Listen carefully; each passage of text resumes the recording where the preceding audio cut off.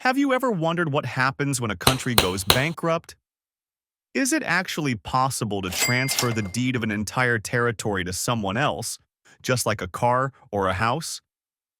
You might think this is a joke, but history proves that selling a country is not only possible, but has been one of the most profitable and yet bitter transactions in human history. Today, we're opening the files on moments when kings and governments traded their motherland for golden dollars. The largest real estate deal in history, the Louisiana Purchase. The year is 1803. France, led by Napoleon Bonaparte, was entangled in exhausting wars across Europe and was in desperate need of cash. Moreover, defending distant colonies in America was becoming a nightmare. The result? Napoleon sold a landmass of 2.1 million square kilometers to the United States. The price, $15 million, which equates to about 3 cents per acre. The outcome? With this single deal, the size of the United States suddenly doubled, giving birth to what are now 15 different states. Foolishness or foresight? The Alaska case. Many believe the U.S. seized Alaska in a war, but the truth is that Russia sold it voluntarily.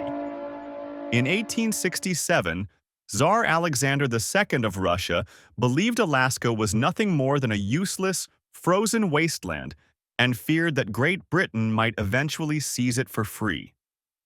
The deal. Russia sold Alaska to the U.S. for $7.2 million. At the time, the American press mocked the deal, calling it Seward's Folly, named after the Secretary of State. But decades later, when massive gold mines and giant oil reserves were discovered in Alaska, Russia realized they had surrendered a treasure for a pittance. Islands for sale. Selling territory isn't just ancient history.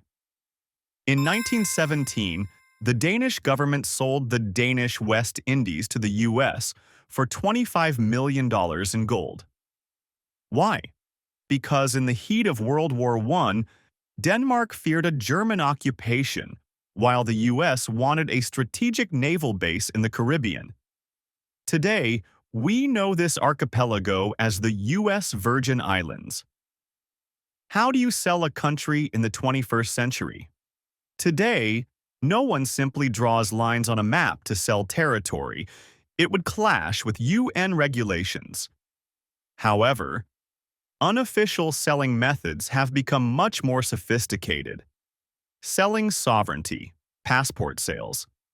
Countries like St. Kitts or Malta essentially sell their citizenship.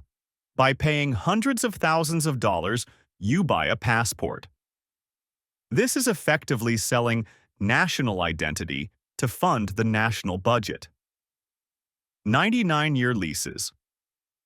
When a country burdened by debt leases its ports or critical infrastructure to a foreign power, like China, for 99 years, as seen with Sri Lanka's port, it has in practice sold its land for a century.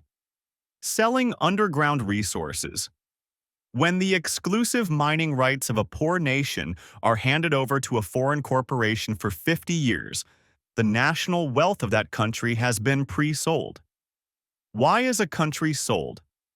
Historically, there are 3 main reasons for selling land: debt and bankruptcy, like Egypt, which sold its shares in the Suez Canal to Britain to pay off debts. Fear of occupation. Selling land to a powerful neighbor is better than losing it for nothing in a war. The Alaska case. Wars are incredibly expensive, and land was often the most liquid asset a monarch possessed. The Louisiana case. Now, I want to hear from you. If you could buy any piece of land on Earth, where would it be? And do you think that in the future, as global warming changes the world, nations will start buying and selling habitable land all over again? Let me know your thoughts in the comments below.